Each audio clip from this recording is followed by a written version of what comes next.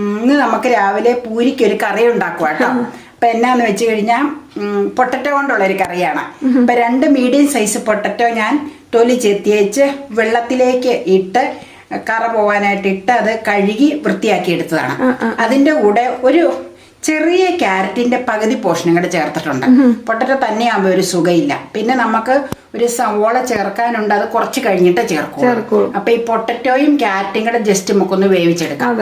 കുക്കറിൽ വേവിക്കാം കേട്ടോ. അപ്പൊ പെട്ടെന്ന് വെന്തോളും. ഞാൻ കുക്കറിൽ സ്വല്പം വെള്ളം ഒഴിച്ചിട്ടുണ്ട്. അപ്പൊ ആ വെള്ളത്തിലേക്ക് ഞാൻ പൊട്ടറ്റോയും ക്യാരറ്റും കൂടെ ചേർക്കുവാണ്. ഇനി നമുക്ക് ഉപ്പിടണം. പിന്നെ നമുക്ക് ഒരു 2 പച്ചമുളക് പിളർന്നിട്ടാൽ മതി. ഉപ്പ് ഇതിനാവശ്യത്തിനുള്ളത് ചേർത്തു. 2 പച്ചമുളക് ഞാൻ പിളർന്നിവിടെ വെച്ചിട്ടുണ്ട്. നമ്മുടെ സ്വന്തം പച്ചമുളക്. അതും ഒരു കുഞ്ഞു കഷ്ണം ഇഞ്ചി കേട്ടോ. അതും നമ്മുടെ സ്വന്തം ഇഞ്ചി. അപ്പൊ അതും ഇതിലേക്ക് ചേർക്കുവാണ്. പിന്നെ നമുക്ക് വേപ്പിലയും സവോളയും സ്വല്പം കഴിഞ്ഞിട്ട് ചേർത്താൽ മതി. എന്നിട്ട് നമുക്ക് ഉപ്പും ചേർത്ത് കഴിഞ്ഞ് ഉപ്പ് നമ്മൾ ചേർത്തു. ഇതിന് വേറെ പൊടികളൊന്നും ചേർക്കൂല കേട്ടോ. പ്ലെയിൻ ആണ് ഇത്. നമുക്കങ്ങ് ഒരു 2 വിസിൽ മതി കേട്ടോ. 2 വിസിലടിച്ച് ഓഫ് ചെയ്തിട്ട് നമുക്ക് തുറന്നെടുക്കണം. എന്നിട്ട് തേങ്ങാപ്പാൽ ചേർക്കണം. അന്നേരം സവോള ചേർക്കോളൂ. അപ്പൊ നമുക്ക് കാണിക്കാം കേട്ടോ. അപ്പൊ നമുക്ക് അടച്ചാലോ?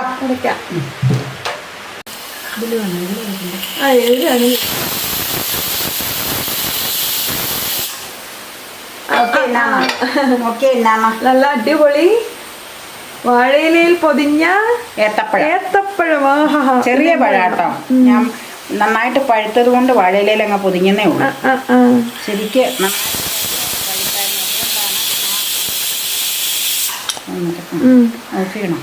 നന്നായിട്ട് പഴുത്തായിരുന്ന അതുകൊണ്ട് വാഴയിലയിൽ പൊതിഞ്ഞ് പുഴുങ്ങിയതാട്ടോ.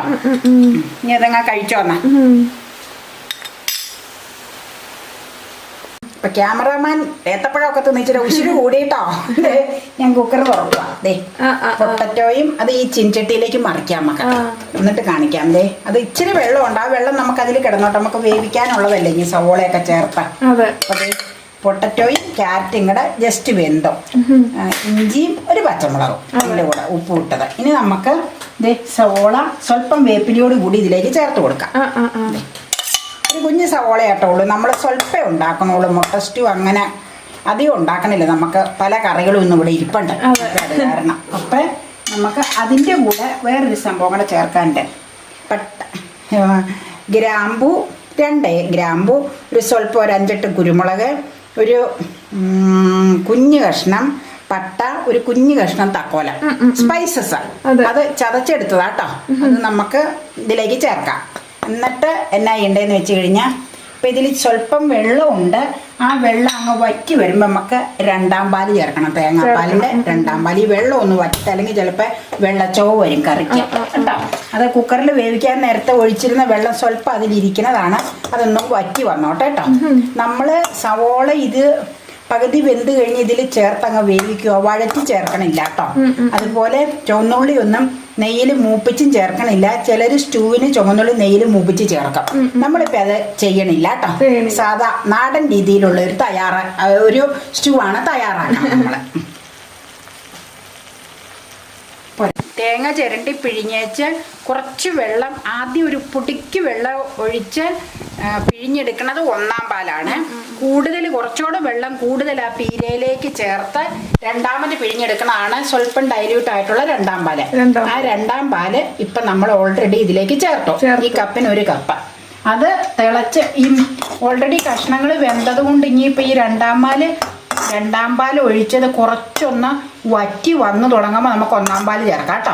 കുറച്ചൊന്ന് വറ്റണം, അല്ലെങ്കിൽ പിന്നെ നേർത്ത പോലെ ഇരിക്കും, അത് കൊള്ളൂല. അപ്പൊ കുറച്ച് 2 പൊട്ടറ്റോയും 1 ക്യാരറ്റും കുറച്ച് ഒരു സവോളയൊക്കെ ചേർത്തുണ്ടാക്കണം. കുറച്ചായതുകൊണ്ടാണ് ഞാൻ കുറച്ച് തേങ്ങാപ്പാൽ ചേർത്തത്. അല്ലെങ്കിൽ പിന്നെ ഒരുപാട് മധുരിപ്പാവും. സ്റ്റൂവിന് ശരിക്കും ഒരു ചെറിയ മധുരിപ്പുണ്ടല്ലോ. തേങ്ങാപ്പാൽ ചേർത്തുള്ള ഒരു കറിയല്ലേ. പച്ചമുളകൊക്കെ ചേർത്ത് കുരുമുളകൊക്കെ ചേർത്താലും ചെറിയൊരു മധുരിപ്പ് പോലെ ഉണ്ട് കേട്ടോ അതിന്. പിന്നെ കാഷ്യൂ മുന്തിരിയൊക്കെ വേണമെങ്കിൽ വഴറ്റി ചേർക്കാം. ഇന്ന് ഞങ്ങൾ അതൊന്നും ചേർക്കണില്ല. ഞങ്ങൾക്ക് സമയം പോയതുകൊണ്ട് വിശന്നു തുടങ്ങി കഴിക്കാനായിട്ട്. അപ്പം നമുക്ക് ഇത് വറ്റി തുടങ്ങുമ്പോൾ 1ാം പാല് ചേർക്കാം.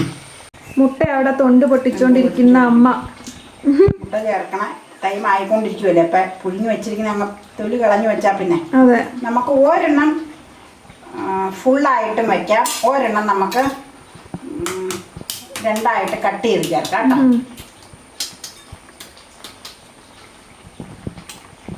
രണ്ടാം പാൽ ഇതേ നന്നായിട്ട് ഒരുവിധമൊക്കെ വറ്റി, അത് മതി വറ്റിയത്. ഇനി നമുക്ക് മീതെ ആ പട പോലെയൊക്കെ ഉള്ളത് തേങ്ങാപ്പാൽ ഒഴിച്ച് വേവിക്കുമ്പോൾ വരുന്നതാണ് കേട്ടോ. പിന്നെ സ്പൈസസ് ഒക്കെ ചതച്ചിട്ടതിൻ്റെ ഒക്കെ ഇതാണ് കിടക്കുന്നത്. തലപ്പാൽ ഒഴിച്ച് കഴിയുമ്പോൾ അതെല്ലാം ഓക്കെ ആവും കേട്ടോ. ദേ തലപ്പാലിൽ ഞാനൊരു 2-3 കാഷ്യൂ കുതിർത്തേച്ച് അതിൽ അരച്ച് ചേർത്തിട്ടുണ്ട്. അതൊരു കൊഴുപ്പിനും ടേസ്റ്റിനും വേണ്ടിയാ കേട്ടോ. അപ്പം ദേ തലപ്പാൽ ഒഴിക്കുവാണേ. കണ്ടോ, തലപ്പാൽ അരക്കപ്പിന് മിനുസ തലപ്പാൽ ഒഴിച്ചേച്ച് നമുക്ക് മുട്ട അതിലേക്ക് ചേർക്കണം. ഇത് കണ്ടോ, ഇപ്പൊ കണ്ടോ കളറ്, അടിപൊളി. ഇനി അത് ഇരുന്ന് കൊഴുത്തോളും. ജസ്റ്റ് ഒന്ന് ചൂടാകുമ്പോൾ നമുക്ക് ഓഫ് ചെയ്യണം. തലപ്പാൽ ഒഴിച്ച് പിന്നെ ഞാൻ പറയാറുണ്ട് വെട്ടി തിളക്കരുതെന്ന്. ഓൾറെഡി കറിവേപ്പില ചേർത്തേക്കുന്നതുകൊണ്ട് വേറെ ഇനി വേപ്പില വേണ്ട കേട്ടോ. പിന്നെ മല്ലിയിലയും ഒന്നും നമ്മുടെ കസ്റ്റഡിയിലില്ല, പുതിനയിലൊന്നും. അപ്പൊ നമ്മൾ അതുകൊണ്ട് അതൊന്നും ആഡ് ചെയ്യണില്ല കേട്ടോ. ജസ്റ്റ് സാധാ ഒരു സ്റ്റൂ, നാടൻ രീതിയിലുള്ള ഒരു സ്റ്റൂ അല്ലേ. അപ്പൊ ഇനിയിപ്പൊ നമുക്കിതേ മുട്ട പുഴുങ്ങി വെച്ചത് ഞാൻ ഒരു മുട്ട രണ്ടായിട്ടൊന്ന് പിളർന്നിട്ടുണ്ട്.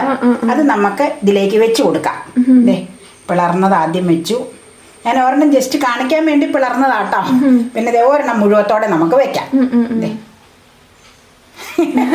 അങ്ങനെ വളരെ എളുപ്പത്തിൽ തയ്യാറാക്കാൻ പറ്റിയ ഒരു നാടൻ മുട്ട സ്റ്റൂ ആണ് നമ്മുടെ കിച്ചണിൽ ഇന്ന് തയ്യാറായിരിക്കുന്നത്. ഇനി ബ്രേക്ക്ഫാസ്റ്റിനുള്ള പൂരി വറുത്തെടുത്തു കഴിഞ്ഞാൽ കഴിക്കാം. അങ്ങനെ ദേ തലപ്പാൽ ഒഴിച്ച് കറി ചൂടായി കഴിഞ്ഞപ്പോൾ ഞാൻ ഗ്യാസ് ഓഫ് ചെയ്തു. കറി തിളച്ച് കഴിഞ്ഞാൽ ചിലപ്പോൾ പിരിഞ്ഞു പോകും തലപ്പാൽ ഒഴിക്കണത് കൊണ്ട് കേട്ടോ. ഇൻ കേസ് എങ്ങാൻ പിരിഞ്ഞു പോയാൽ പിന്നെ വിഷയമല്ലേ. ദേ അപ്പം ദേ ഒരെണ്ണം പീസാക്കിയത്, ഒരെണ്ണം ഫുള്ളായിട്ട് കിടക്കണത് മുട്ട. അല്ലേ, ഈ ചിലരില്ലേ മുട്ട ഇങ്ങനെ എടുക്കുമ്പോൾ മുട്ടയിൽ വരഞ്ഞു വെക്കും. എന്തിനാന്ന് വെച്ചാൽ അതിലേക്ക് എന്തെങ്കിലുമൊക്കെ പിടിക്കാൻ.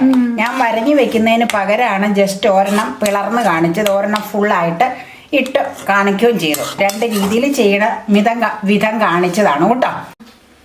മീതേട്ടൊക്കെ ഒഴിക്കാം, എഗ്ഗിന്റെ മീതേട്ടൊക്കെ കുറച്ച് ചാറൊക്കെ കിടക്കട്ടെ അല്ലേ, കൊഴുപ്പ്. ഇനിയിപ്പം ഞങ്ങള് വെന്ത് വാങ്ങിയ ഉടനെ തന്നെ ഇത് എടുക്കണത്. കുറച്ച് സമയം കൊണ്ട് ഇരുന്ന് കഴിയുമ്പോൾ നന്നായിട്ട് ഇത് കൊഴുക്കും. പ്രത്യേകിച്ച് പൊട്ടറ്റോ ചേർത്തേക്കണത് കൊണ്ടും രണ്ടാമത് കാഷ്യൂ അരച്ച് ചേർത്തേക്കണത് കൊണ്ടും ഇത് നന്നായിട്ട് കൊഴുക്കാൻ സാധ്യതയുണ്ട്. അതുകൊണ്ട് ഞാൻ പൊട്ടറ്റോ അതിലേക്ക് പിന്നെ ഇങ്ങനെ ഒതുക്കി മീൻസിന് പൊട്ടറ്റോ വേണമെങ്കിൽ ഒന്ന് ചാലിച്ചൊക്കെ ചേർക്കാറുണ്ട് കൊഴുപ്പ് കൂട്ടാനായിട്ട്. ഇത് ഞാനൊന്നും ചെയ്തിട്ടില്ല കേട്ടോ, കാരണം ഓൾറെഡി കൊഴുപ്പുണ്ട്. അതുകൊണ്ട് ഇനി ഫോട്ടോ മാറ്റിക്കാൻ ഞാൻ വെക്കട്ടെ, ചൂടാ. അപ്പോൾ നമ്മുടെ ഞൊടിയിടയിൽ റെഡിയാക്കാൻ പറ്റുന്ന മുട്ട സ്റ്റൂ എല്ലാവർക്കും ഇഷ്ടമായിട്ടുണ്ടാവുമെന്ന് വിചാരിക്കുന്നു. വളരെ ടേസ്റ്റി ആയിരുന്നു, വിചാരിച്ചതിനേക്കാളൊക്കെ ഒത്തിരി നല്ല ടേസ്റ്റി ആയിരുന്നു കേട്ടോ. അപ്പോൾ നിങ്ങളും ട്രൈ ചെയ്ത് നോക്കുക. വീഡിയോ ഇഷ്ടപ്പെട്ടിട്ടുണ്ടെങ്കിൽ വേഗം ഒന്ന് ലൈക്ക് ചെയ്യൂ കേട്ടോ, അല്ലെങ്കിൽ നിങ്ങൾ മറന്നു ഇപ്പം തന്നെ ഒന്ന് ലൈക്ക് ചെയ്തോളൂ. ചാനൽ സബ്സ്ക്രൈബ് ചെയ്യുകയും ചെയ്യുക. അപ്പോൾ പിന്നെ മറ്റൊരു ബ്യൂട്ടിഫുൾ ഡിഷായിട്ട് നമുക്ക് വീണ്ടും കാണുമ്പോഴേക്കും ബൈ ബൈ.